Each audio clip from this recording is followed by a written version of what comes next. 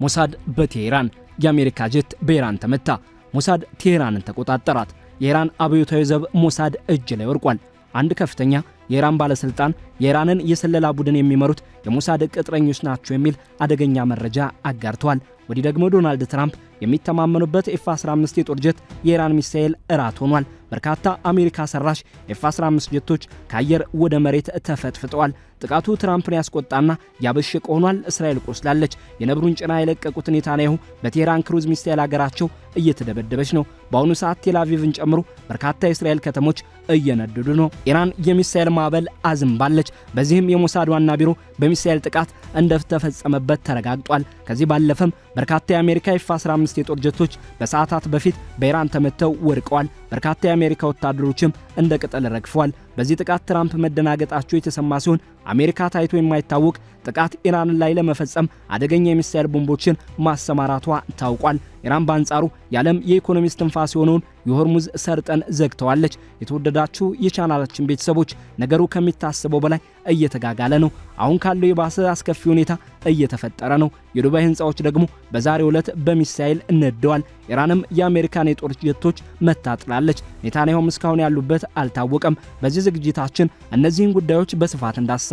በተጨማሪም እስራኤል ባለፈው ቅዳሜ የከፈተችውን ጥቃት ከጀርባ ያለው ሚስጥር እንዳስሰዋለን። ቪዲዮውን ላይክ እና ሼር በማድረግ አብራችሁን ቆዩ።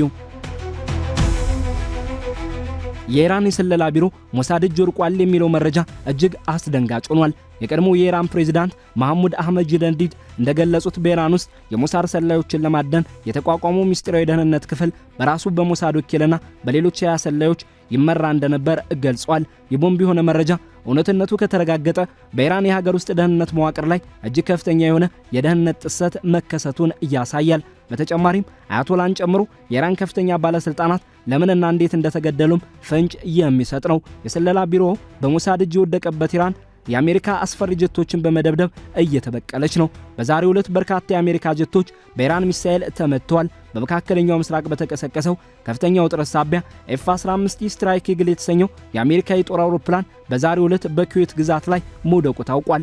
በማህበራዊ ሚዲያ የተሰራጩ ተንቀሳቃሽ ምስሎች አውሮፕላኑ በእሳት ተያይዞ ሲከሰከስ የሚያሳዩ ሲሆን አብራሪው ግን ራሱን በፓራሹት አስወንጭፎ በሕይወት ተርፏል። የአካባቢው ነዋሪዎችም ለአብራሪው የመጀመሪያ እርዳታ ሲያደርጉለት ታይተዋል። የኢራን የመንግስት መገናኛ ብዙሃን አውሮፕላኑን የሀገሪቱ ኃይሎች መተው መጣላቸውን ቢገልጹም የአሜሪካና የኩዌት ባለስልጣናት እስካሁን ይፋዊ ማረጋገጫ አልሰጡም። አደጋው በቴክኒክ ብልሽት ወይም በጠላት ጥቃት ስለመከሰቱ ምርመራ እየተካሄደ ነው። ኤፍ-15 እስከ 13300 ኪሎ ግራም የሚመዝኑ የጦር መሳሪያዎችን መሸከም ይችላል። 12 መካከለኛ ርቀት ተምዘግዛጊ ሚሳኤሎችን ይሸከማል። በሰዓት 3581 ኪሎ ሜትሮችን ይጓዛል።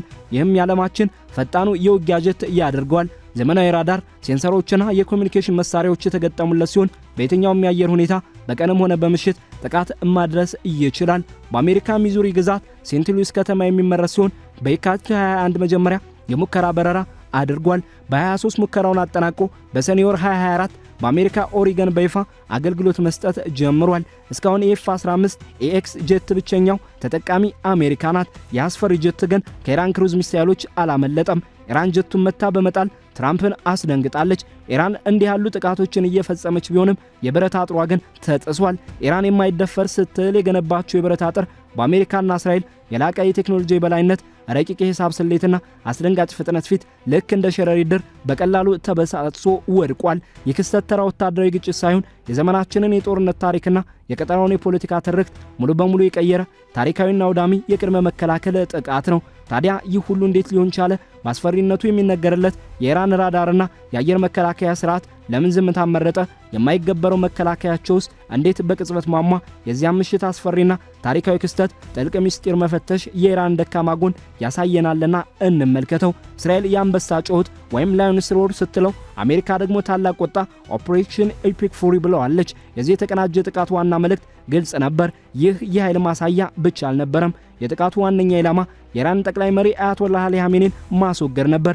ሚሳኤሎቹ ያነጣጠሩት በዘፈቀደ ሳይሆን እጅግ ምስጢራዊና ጥበቃ በሚደረግላቸው የቴህራን አካባቢዎች ላይ ነበር። በተለይም በዩኒቨርሲቲ ጎዳና በጃሙሪና በፓስተር ጎዳናዎች አካባቢ የሚገኘው የጠቅላይ መሪው ዋና ግቢ የጥቃቱ ማዕከል ሆኗል። የስፍራ የኢራን መንግስት የልብ ትርታ ነው። ምንም እንኳን ጥቃቱ ግቢውን ሙሉ በሙሉ ቢያወድመውም መጀመሪያ ላይ እስራኤል ጦር መሪውን መግደሉን ሲያሳውቅ የኢራን ባለስልጣናት አስተባብሎ የነበረ ቢሆንም አሁን ላይ ግን ጠቅላይ መሪው በጥቃቱ መገደላቸው በይፋ ተረጋግጧል። የአሳዛኝና ታሪካዊ ዜና መላውን ቀጠና ቀጣዩን ለማየት ወደማይታወቅና እጅግ አስፈሪ የውጥረት ምዕራፍ አስገብቶታል። የዚህ ጥቃት እጅግ አስገራሚው ክፍል ወታደራዊ ዕቅድ አውጪዎች የተጠቀሙበት ስልት ነው። አሜሪካና እስራኤል ከባህር ሰርጓጅ መርከቦች አጅበው ከሚሄዱ መርከቦችና ራዳር ከሚያታልሉ ስቲልዝ ቦምብ ጣይ አውሮፕላኖች የሚተኮሱትን መሳሪያዎች በአንድ ጊዜ አቀናጅተዋቸዋል። መሳሪያዎቹ የተተኮሱት ሙሉ በሙሉ ከተለያዩ ቦታዎችና በተለያዩ ሰዓታት ቢሆንም የሂሳብ ስሌቱ ግን አስገራሚ ነበር። የእስራኤል የጦር አውሮፕላኖች ቦምባቸውን በጣሉበት ልክ በዚያው ቅጽበት ሌሎች ሚሳኤሎች በካራጅ፣ ቆም፣ ከርመንሻህና ኢስፋሃን ከተሞች ላይ ባሉ ወሳኝ የኒውክሌርና የኢንዱስትሪ ማዕከላት ላይ አረፉ። ይህ በአንድ ሰከንድ የተሰላ ጥቃት በኢራን መንግስት ላይ ፈጣንና ድንገተኛ የሥርዓት መፈራረስን ለመፍጠር እየታለመ ነበር። ብዙዎች የኢራን ጠንካራ የአየር መከላከያ ስርዓቶች ለምን ምላሽ አልሰጡም የሚል ጥያቄ ያነሳሉ። መልሱ አጭርና ግልጽ ነው። የአሜሪካ ጦር ቴክኖሎጂ ሙሉ በሙሉ የተለየና የላቀ በመሆኑ ነው። አሜሪካና እስራኤል ጥቃቱን የጀመሩት በኤሌክትሮኒክስና በሳይበር ጦርነት ነው። ከውሃ እስከ መሬት በተዘረጋ ኔትወርክ አማካኝነት የኢራን ራዳር ስክሪኖች ላይ የውሸት ምስሎችን ለቀቁባቸው። በመቀጠልም በመቶዎች የሚቆጠሩ አታላይ ትናንሽ ድሮኖችን ወደ አየር አስወንጭፈዋል። ድሮኖቹ በራዳር ስክሪን ላይ ሲያዩ የኢራን ወታደሮች ግዙፍ የጦር አውሮፕላኖች እየመጡባቸው እንደሆነ በማሰብ ተደናግጠዋል። ትኩረታቸው በዚህ ሲወሰድ የአሜሪካና የእስራኤል ዘመናዊ የጦር አውሮፕላኖች ሙሉ በሙሉ ሳይታወቁ የአየር ክልሉን ሰንጥቀው በመግባት መከላከያውን ማፈራረስ ቻሉ። የእስራኤል አውሮፕላኖች የኢራንን አየር ክልል ለመድረስ የጎረቤት ሀገራትን ሶሪያ፣ ዮርዳኖስና ኢራቅ አልፈው ከ1500 እስከ 2000 ኪሎ ሜትር የሚጠጋ ርቀት መጓዝ ነበረባቸው። ጥቃቱ በሶስት ዋና ዋና ምዕራፎች እየተከፈለም ነበር። መጀመሪያ ላይ አይኖችን ማሳወር የመጀመሪያው ማዕበል። ጥቃቱ የጀመረው በሰው በሚነዱ አውሮፕላኖች ሳይሆን ከመርከብ በተተኮሱ የቶማሃውክ ክሩዝ ሚሳኤሎች ነው። እነዚህ ሚሳኤሎች ከራዳር እይታ ለመሰወር መሬትን ታከው በመብረር የኢራንን የራዳር ስፍራዎች እና የአየር መከላከያ ማዕከላት አውድመዋል። በሁለተኝነት ልብን መምታት። ሁለተኛው ማዕበል የአየር መከላከያው ከተሰበረ በኋላ ራዳር አታላይ የሆኑት የቢ2 ቦምብ ጣይ አውሮፕላኖች ጥልቅ የኒውክሌር መጠለያዎችን ደበደቡ። በተመሳሳይ ኤፍ-15 የተባሉት ቦምብ ተሸካሚ አውሮፕላኖች በሺዎች የሚቆጠሩ ኪሎግራሞች የሚመዝኑ ቦምቦችን በመጠቀም የኢራንን ተንቀሳቃሽ የሚሳኤል ማስወንጨፊያዎችን አውድመዋል። በሶስተኛነት የተረፈውን ማጽዳት። ሶስተኛው ማዕበል በመጨረሻም ከአውሮፕላን ተሸካሚ መርከቦች የተነሱ አውሮፕላኖች የተረፉትን የራዳር ጣቢያዎችና ወታደራዊ ማምረቻ ኢንዱስትሪዎች በማውደም ዘመቻውን አጠናቀቁ። ምንም እንኳን የኢራን የአየር መከላከያ በከፍተኛ ደረጃ ቢመታም ሀገሪቱ ያላትን ግዙፍ የሚሳኤል አቅም ተጠቅማ ያጸፋ እርምጃ ወስዳለች። ኦፕሬሽን ትሩስፋል ፕሮሚስ 4 በሚል ስያሜ በቴል አቪቭና በኢየሩሳሌም ላይ ከባድ የሚሳኤል ጥቃት የሰነዘረች ሲሆን አሜሪካ በተባበሩት አረብ ኤሚሬቶችና በባህሬን ባሏት የጦር ሰፈሮች ላይም ጉዳት አድርሳለች።